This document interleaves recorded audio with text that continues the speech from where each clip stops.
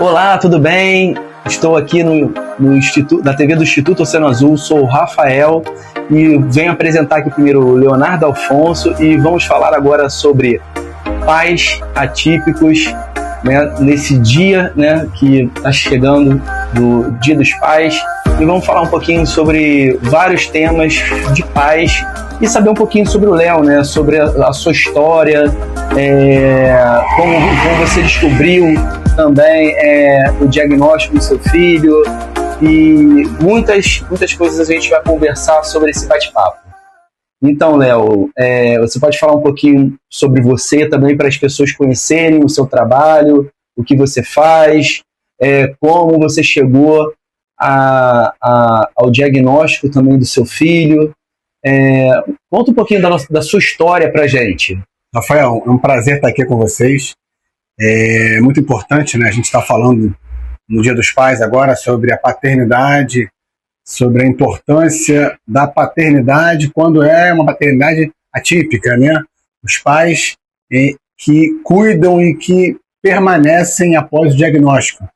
Meu nome é Leonardo, né? Eu sou delegado de polícia, estou na polícia há mais de 20 anos, sou professor universitário, professor da Academia de Polícia do Estado do Rio de Janeiro, e há 7 anos Papai do Céu me deu um maior presente na minha vida, que é meu filho, o Dudu. E Dudu tinha um desenvolvimento dentro dos padrões ali esperados, né? Aqueles padrões em que a medicina vai determinando ali até certa idade. Até 2 anos ele veio naquele desenvolvimento dentro do padrão esperado ali, engateando, balbuciando algumas palavras, se comunicando. E aí veio a pandemia, junto com a pandemia ele também deu uma retrocedida nessa evolução dele. E aí nós fomos começar a investigar essa questão de não comunicação, de dificuldade em se comunicar, de não interagir com outras crianças. E aí nós descobrimos que o Dudu ele era atípico, né? Dudu estava dentro do transtorno do espectro autista. E aí foi no primeiro momento é sempre muito difícil, né, Rafael? O diagnóstico ele vem como uma bomba assim, em cima da cabeça dos isso pais. Que eu queria até falar para você. Qual foi a sua sensação quando você sentiu quando você recebeu esse diagnóstico? O que você sentiu? Rafael, na verdade, eu e minha esposa, a gente sentiu um misto de sentimentos, né? Ao mesmo tempo que você já desconfia de alguma coisa, tendo em vista o nível e a dificuldade que seu filho tem para fazer pequenas coisas do dia a dia, como, por exemplo, socializar com outra criança, uma brincadeira, aí você vai verificando que ele realmente tem algumas peculiaridades, algumas diferenças naquele convívio social. E então você, ao mesmo tempo que você descobriu aquilo que você estava desconfiado, é um sentimento de desespero total. Porque você passa a ter um diagnóstico e aí você não sabe o que fazer com isso. Como você vai lidar com o diagnóstico do autismo? Como você vai lidar com isso? E assim, você como eu, que é da área do direito, né? Então, a primeira coisa que eu fui ver foi verificar as leis, né, que estavam atinentes à questão do autismo. E aí a primeira coisa que eu li lá é que o autismo é considerado, para todos os fins legais, deficiente físico. Exatamente. Isso. E aí você tem um diagnóstico, assim, seu filho agora é oficialmente deficiente físico. Então você toma um susto, ao mesmo tempo uma agonia, porque qual o caminho percorrer, para onde ir, que tipo de terapia você tem que fazer. E você sentiu falta de alguma indicação, alguém que possa te dar essa orientação quando você recebeu esse diagnóstico? Quando foi uma bomba para você de vários sentimentos, qual foi a sua reação? O que você sentiu? Na verdade, eu e minha esposa, a gente ficou... Num primeiro momento, você tem um sentimento de tristeza, né? De achando que aquilo ali é o fim. Né? Você fica triste, procura tentar o porquê, né?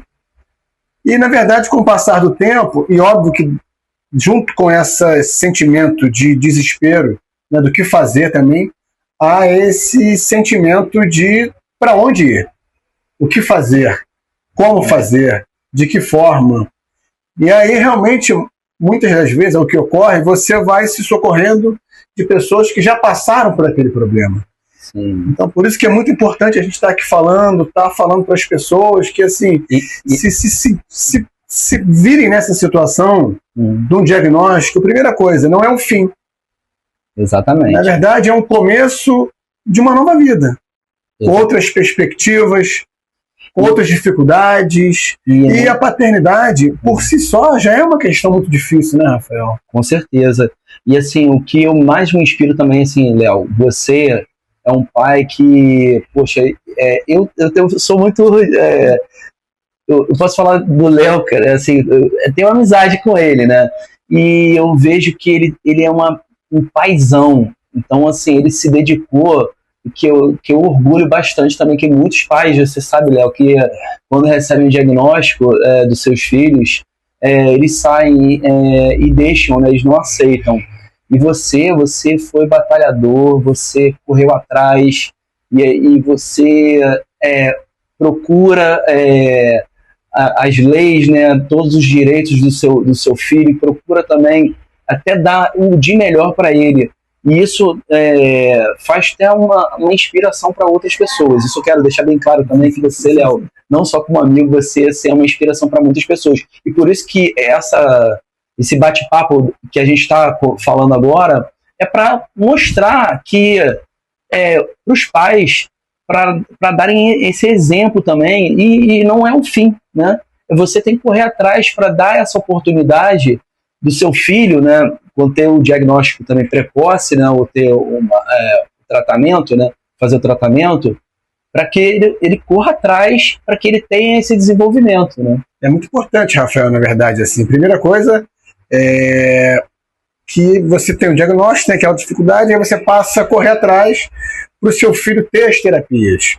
Aí você começa a estudar, começa a ver, sabe que o importante é ele ter uma multidisciplinaridade, ou seja, são várias terapias ao mesmo tempo ali que vão funcionar, que vão fazer com que seu filho tenha aquela evolução e consiga ter a sua autonomia, ter, né, o seu desenvolvimento mais adequado e ter qualidade de vida. Com certeza. E essa é a grande questão que nós, pais atípicos ou pais, né, de pessoas com deficiência, nós temos. A grande incerteza nossa é a seguinte: e quando nós faltarmos? Sim. Como é que o meu filho ele vai estar aqui? Então, assim, por isso que eu e minha esposa, graças a Deus, Patrícia também, né, é uma pessoa muito centrada, sempre correu atrás, né, dessas questões todas. A gente, graças a Deus, a gente tem condição e o meu filho tem acesso a todas as terapias, Rafael. Porque o mais importante é a gente estar falando, discutindo, para que hajam políticas públicas eficientes. Porque muitas pessoas não têm acesso a nenhum tipo de terapia.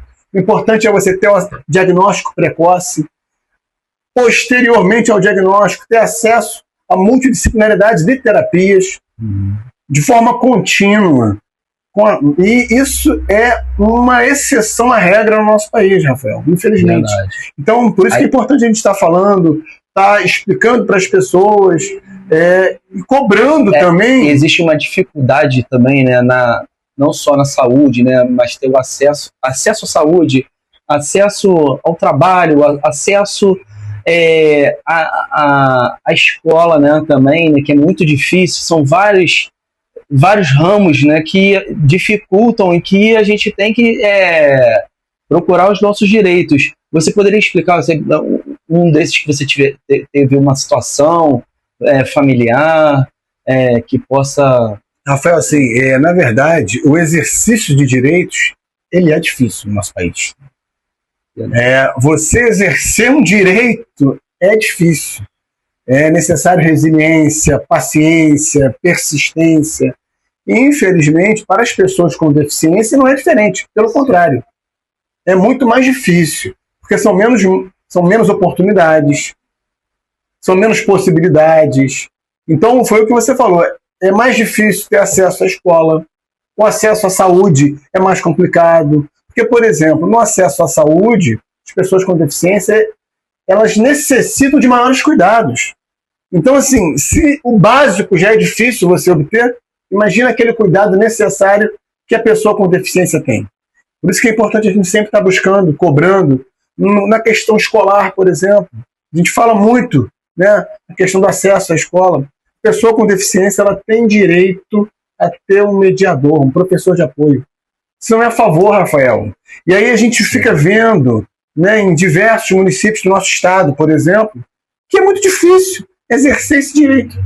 Verdade. Porque as secretarias de educação, elas não se adaptam, não têm a disponibilidade de implementar esse direito, ou seja, é um simples direito que já está garantido em lei federal, no qual a pessoa com deficiência, quando estiver no ambiente escolar, se for necessário para ela, tem de ter ali o professor de apoio, para ela poder acompanhar pedagogicamente ali os ensinamentos.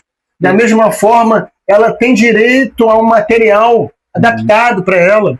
Então, são duas questões que, assim, uma vontade política, verdade, isso já resolveria ou diminuiria, mas o que a gente vê na prática, infelizmente, é o oposto. São vários pais e mães, vocês aqui do Instituto veem isso com frequência, né? Sim. Porque a mãe, meu filho vai no colégio, ele vai de 1 às 3 só, porque é a hora que tem um mediador. Ele vai segunda, quarta e sexta, porque terça e quinta não tem um mediador. Então, assim, e essa dificuldade, às vezes, não é só na escola pública, não. Verdade, as escolas privadas também, particulares, também não conseguem compreender que a lei, que a determinação legal, que não é um favor que ela está fazendo para aquela pessoa com deficiência. Então, assim, o tempo inteiro a gente está falando, informando, e a pessoa, quando não tem, ela tem que buscar, tem que fazer um requerimento para a escola, para a Secretaria de Educação. E se não conseguindo, tem que ir na Defensoria Pública. Tem que denunciar. Tem que denunciar. Então, assim, o exercício do direito, ele, infelizmente, no nosso país é muito difícil. Né? Nosso Estado, então, nem se fala, né, Rafael? Há um costume aqui no Estado do Rio de não se respeitar as leis. Então, não se respeitam as coisas mais simples ali. Hoje em dia, né, a gente vê que as pessoas não estão muito respeitando umas às outras, né, os direitos. E ainda mais as pessoas com deficiência, os idosos, as pessoas vulneráveis, né? Então, você já teve alguma situação, assim, junto com a sua família, de preconceito? Rafael, assim, que você chegou e conseguiu... Assim, eu tentando lembrar aqui agora, assim, a gente já passou por algumas situações de preconceito, né? Até mesmo o autismo, às vezes, a criança... Que você gostaria até de falar para tentar mostrar para as pessoas, elas entenderem, né? Trazer mais informação. A grande questão é a seguinte, dependendo da atitude que a pessoa tomar... a falta de informação. Né? A falta de informação, mas dependendo da atitude, é até crime, Rafael. Exatamente. Então, assim, uma coisa é a falta de educação, outra coisa é quando aquela falta de educação extrapola ali a questão e se torna até uma conduta criminosa. Sim. Então, assim, nós já passamos por algumas situações preconceituosas, mas eu acho que a grande diferença da comunidade autista, o que eu visualizo, Rafael, é exatamente isso. É que a comunidade autista, ela não mais aceita esse tipo de preconceito. Nós não aceitamos mais ficar em casa e deixar meu filho em casa. Então, assim, se meu filho está em algum lugar, que ele vai, às vezes, causar um incômodo a outras pessoas ali, em razão da condição dele, isso faz parte. Sim. As pessoas têm que entender que as pessoas são diferentes e respeitar essa diferença. Então, a grande diferença que eu visualizo na comunidade autista é essa. É uma comunidade que se uniu e cada vez se une mais. E tanto que nós conseguimos assim, visualizar uma série de direitos que estão sendo melhorados, ou estruturados, ou ampliados, exatamente porque nós não aceitamos mais essa questão de excluir os nossos filhos daquela sociedade, ou de participar de qualquer atividade. É verdade. E, assim, agora eu vou falar de coisa boa. Vamos falar assim, eu queria saber o que o Dudu, ele te ensinou na vida. Rafael, assim, a paternidade, ela já é um desafio por si só, né? Você ensinar um filho, enfim, os conceitos básicos, aí o que você está sendo muito rigoroso, ou se você está sendo muito frouxo com com aquele ensinamento. Só que aí, a partir do momento que você tem uma criança com deficiência, você passa a ter uma outra perspectiva do mundo. Você passa a olhar o mundo de maneira diferente, sabe? As dificuldades, os pequenos avanços se tornam uma conquista. Fala, uma palavra. É uma fala, é uma palavra, é um gesto. É um copo, um gesto, alguma coisa, né? É uma troca, sabe? E as pessoas não conseguem entender, né? Assim, é um pequeno gestual dele que... Seria uma coisa simples, né? Que você... Hoje mesmo, agora, recentemente, ele está lá na terapia dele, lá na FECT, que ele faz lá, passou a fazer aula de judô, jiu-jitsu. Olha que legal. E aí o professor, quando me entregou ele assim, quando ele estava saindo, aí o cumprimento, Dudu, ele fez lá um cumprimento. Assim. Então, assim, são pequenos gestuais, são pequenas coisas que pra gente faz uma diferença assim, enorme. É uma felicidade que a gente não consegue mensurar, sabe? Quando ele começou, Eduardo ainda não verbal, né? Então ele consegue, agora começou, um tempo pra cá, já tem falando algumas palavras, então, e aí vira e mexe agora quando tem interesse vai falando, então assim, é uma palavra, é um gesto, é um abraço, e o que eles nos ensinam é exatamente isso, que a vida, ela é muito bonita, então assim, e a felicidade está em pequenas coisas.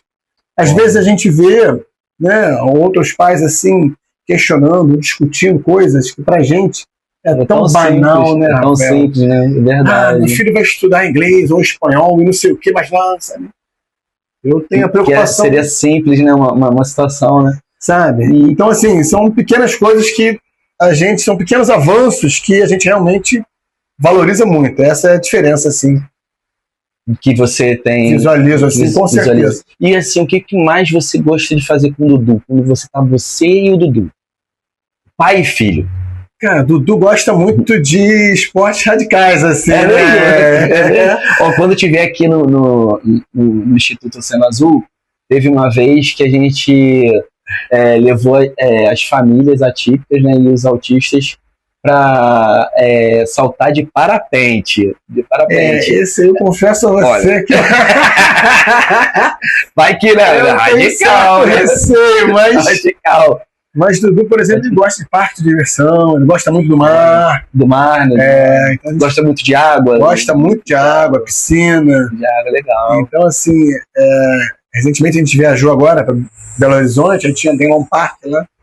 Eduardo foi na montanha-russa, enfim, ele adora, fica a carinha de felicidade dele assim. Então e eu lembro também do Léo, que tinha um projeto lá em Itaipu, tem um projeto lá em Itaipu, né, Projeto Almar. Projeto Almar, um abraço aí para vocês, Projeto Almar, que também o Dudu, né, Benjamin também foi muito também lá, a gente tem que até voltar lá para dar um abraço lá pro pessoal. Voluntário, Projeto Almar, um projeto muito legal. Muito legal. Um abraço, Daniel, pessoal todo lá.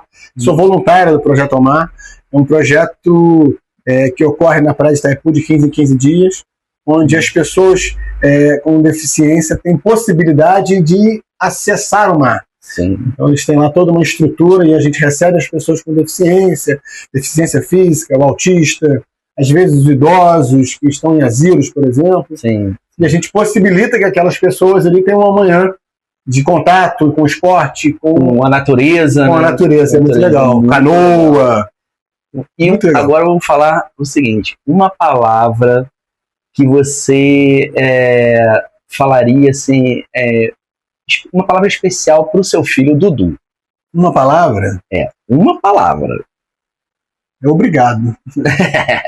Obrigado, assim, só quem sabe, né? Assim, quem tem um filho, né? Obrigado, assim, sabe? Por me fazer melhor, por me fazer correr atrás, por me fazer outra pessoa, por buscar outras perspectivas, assim, porque quando a gente está aqui buscando e lutando políticas públicas, não é só pra gente.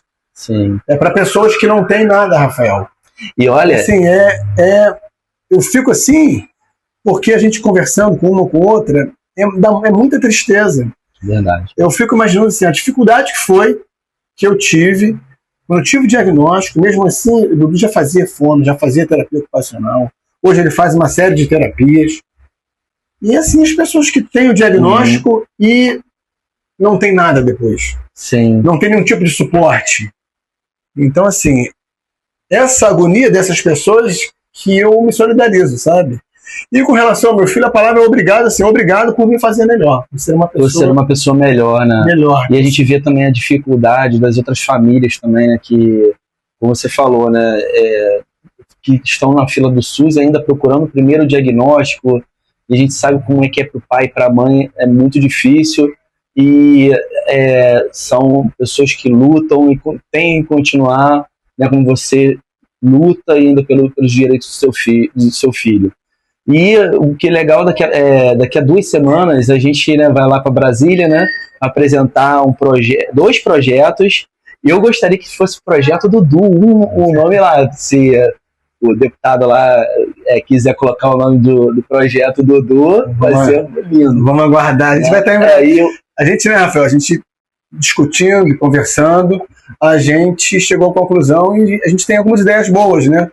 E aí daqui a 2 semanas a gente está indo para Brasília para apresentar esses dois projetos que o já se prontificou a abraçar, para poder legal. Caminhar exatamente para ter oportunidade para outras pessoas. Exatamente. E um que exatamente a gente estava... Obrigado, Cris. Muito obrigado. Aqui, você. E um que exatamente a gente estava até conversando agora que você falou, né, quando o pai e a mãe eles se forem, o que vai ser o futuro dessa criança PCD, né, desse autista? Quem vai cuidar dele, né? O que vai acontecer? Uma pessoa órfã, a gente pode ter uma estrutura familiar, né, que possa ter um tio, uma tia, um avô, um irmão, né, que possa ajudar. E quem não tem essa estrutura, a dificuldade, aí a gente depois vai falar sobre isso, né? O projeto é bem legal. É isso. Rafael, assim, essa é a vantagem quando você tem pessoas que vivem o problema, que olham lá para frente e veem a possibilidade daquele problema. Esse é um problema que pode acontecer comigo, pode acontecer com você e aí quando nós nos formos. É verdade. O Benjamin, o Dudu, qual vai ser a estrutura? Então, quem vive o problema, às vezes tem outra ideia, outra visão sobre aquilo. Então, assim, a gente, né, pensou junto aí esse projeto para a pessoa que não tem mais ninguém aqui, como é que vai ser? A gente vai caminhar bem, a gente vai ter. O Rafael vai informar para vocês aí. A gente vai informar junto, vamos informar junto. E, assim, o que você deseja para o futuro do seu filho? Rafael, assim, eu desejo para ele que ele consiga, né, ter ali a autonomia necessária para ele viver em sociedade. Esse com certeza é o grande desejo. E essa é a sua luta, né, também, né, de políticas públicas, do que você está fazendo, né, assim, em direção à sociedade. Que a pessoa, na verdade, que aquela criança, né, o adulto, o adolescente, que ele tenha aquela qualidade de vida. Verdade. A questão é você possibilitar ali todas as terapias possíveis para aquela pessoa, para aquela criança, para ela se desenvolver, e que ao final ela tenha qualidade de vida. Consiga se relacionar em sociedade, consiga ter, né, a sua autonomia, mas principalmente que ela tenha qualidade de vida.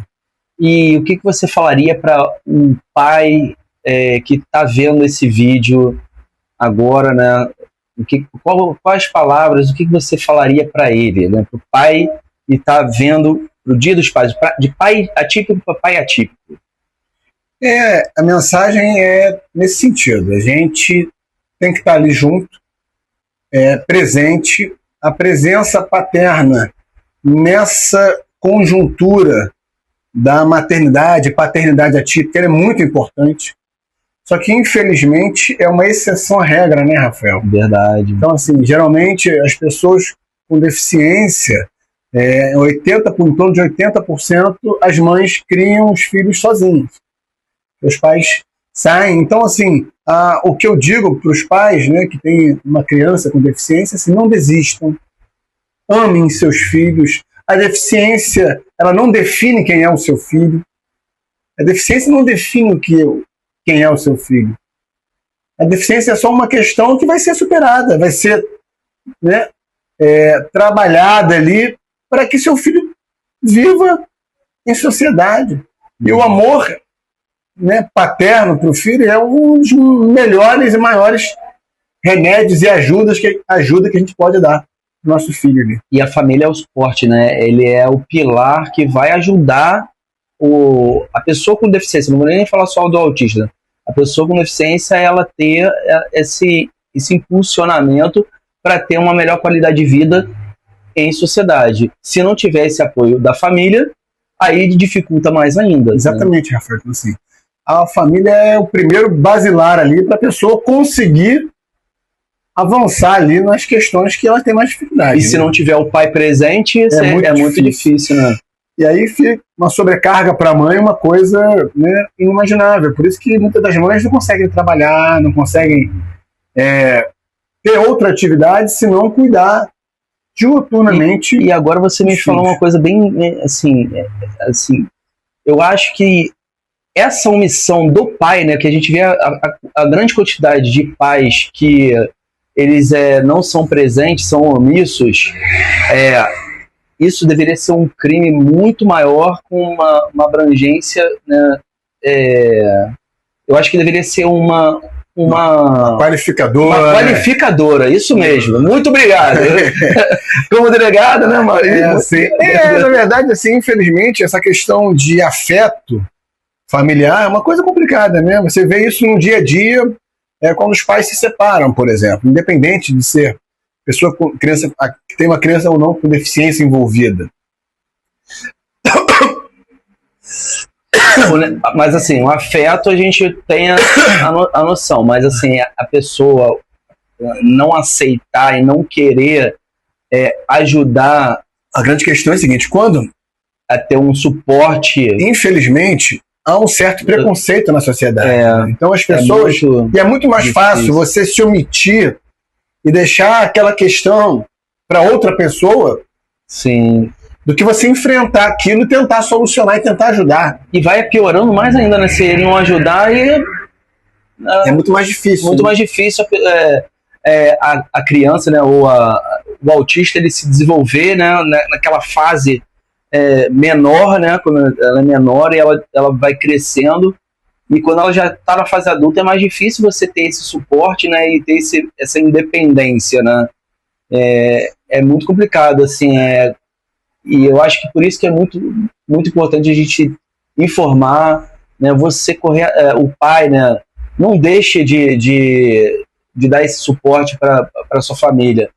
Assim, claro que o início é uma explosão de sentimentos, mas depois, quando a poeira abaixa, aí a gente começa a entender e ver que é a melhor coisa do mundo, né? É você ter eu sou suspeito, que, assim, por mais que a gente fez, é difícil. Tá? Não, assim, eu acho também difícil, que a gente romantizar essas questões, eu também não acho. Não é legal. Não é legal. Mas, assim, eu sou uma nova pessoa quando eu conheci meu filho, como você falou. A gente muda, a percepção de vida a gente muda, entendeu? Então, assim, é isso. O recado que eu dou aqui para os pais é assim: não desistam dos seus filhos. A deficiência não é um fim em si. Ela não define quem é o seu filho. Então, corra atrás. Se precisar de ajuda, procure outras pessoas que já passaram por aquela situação, que às vezes vão te dar orientações que vão te ajudar a passar por aquele momento difícil. Uhum. E busquem ter o contato com o seu filho, busquem o que é melhor para o seu filho, que isso, na verdade, no final você está buscando o que é melhor para você, que é a felicidade do seu filho. Exatamente. E agora vamos falar uma coisa. Quais palavras você falaria, agora a gente está quase terminando, né? Para o Dia dos Pais, o que você falaria para os pais também? Uma mensagem para eles. Eu desejo aqui um feliz Dia dos Pais a todos os pais, muita alegria, muita harmonia. Aproveitem aí esse dia maravilhoso de celebração da família, né? E o Dia dos Pais nada mais é do que a celebração da família, a gente está junto, celebrando aquele momento e celebrando aqueles que nos auxiliam, nos ajudam, nos encaminham. A todos aqueles pais, né? Uns que não estão, que estão mais presentes, uns que já fizeram, estão presentes, alguns muito presentes, outros nem tantos, mas assim, é você ter aquele momento de felicidade e de alegria junto aí com quem te dá o norte na sua vida aí. E eu gostaria de agradecer o Léo por essa presença. Eu espero que seja uma de várias entrevistas, né? A gente pode para levar mais conscientização, falando sobre o autismo, falando sobre os direitos também, né? Levando políticas públicas, informando as pessoas, as famílias atípicas sobre seus direitos. E eu agradeço mesmo por tudo que você, assim, por você ser um paizão. Rafael, obrigado pelo convite, prazer estar contigo aqui.